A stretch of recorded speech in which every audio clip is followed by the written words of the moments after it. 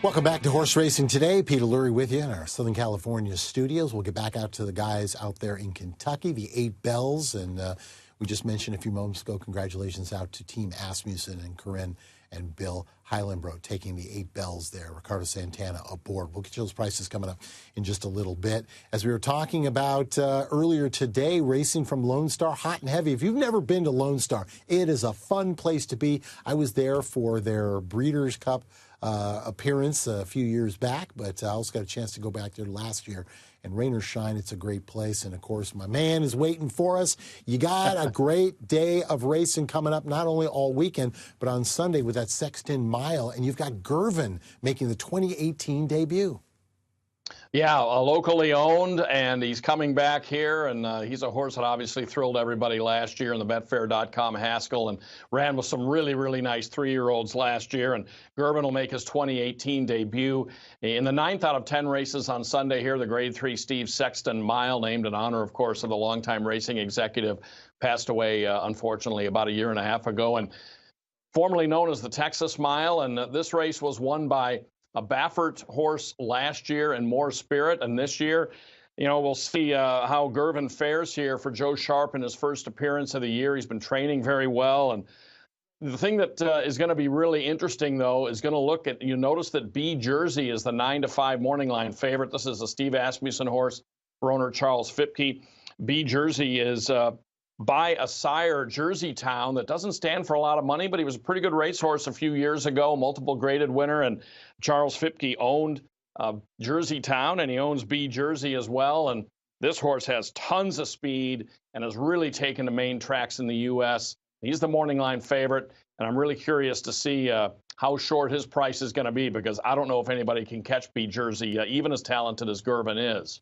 Yeah, Jim, and that's the big question mark. I mean, Gervin, to me, class of the field. Obviously, what we've seen recently, if you want to call it recently, from last year, not the same horse we saw in the Haskell Invitational. But as far as B Jersey is concerned, this is a horse that back in Dubai was facing Group 2 company, and that is not an easy thing to do. Has been moving up the ladder here for trainer Steve Asmussen, and I think you're right. As far as the rest of the field is concerned, back to Gervin again. We talk about Joe Sharp. Joe Sharp, obviously a longtime assistant, been out on his own for the last couple of years.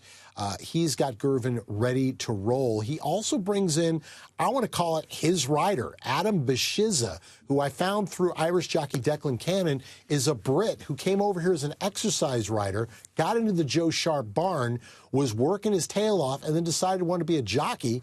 Joe put right behind him, and today it's a match made in heaven.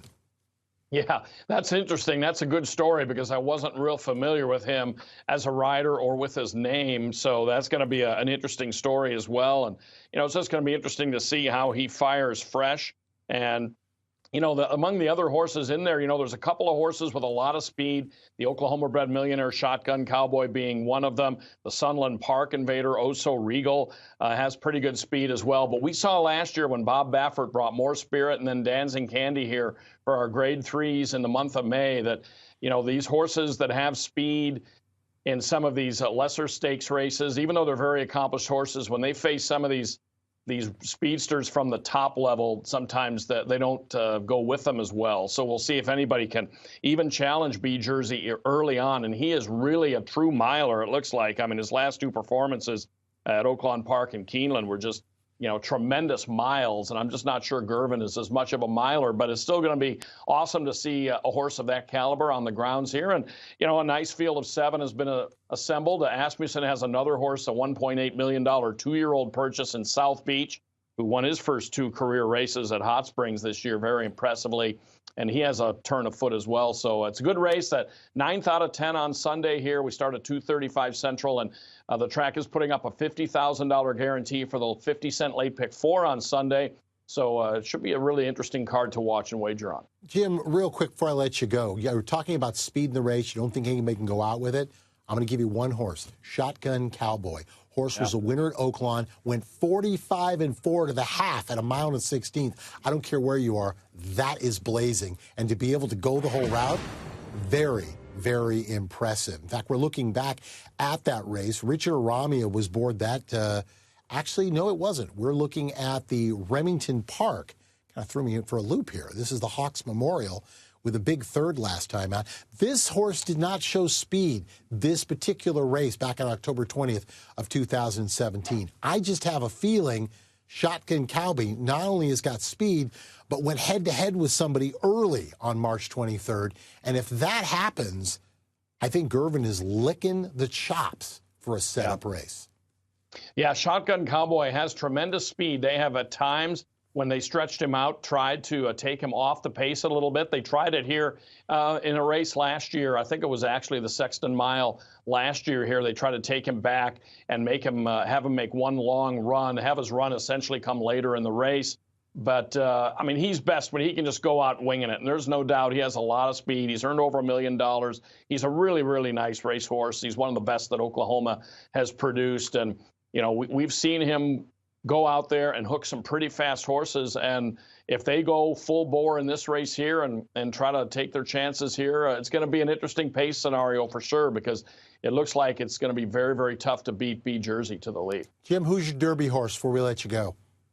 Well, you know, I'm still sort of formulating the whole thing, but I think I'm kind of on the Justified team for right now, but I'm going to delve into a little bit deeper here this afternoon. We have a little time before our first race this evening, and I'm going to go back and rewatch some of the prep races and see if I can come up with a little more imaginative pick than that. All right. We always love chatting with you. Good luck for the whole 3 days of racing, and we'll talk to you real soon. That's Jim Byers, the $200,000 Steve Sexton Mile.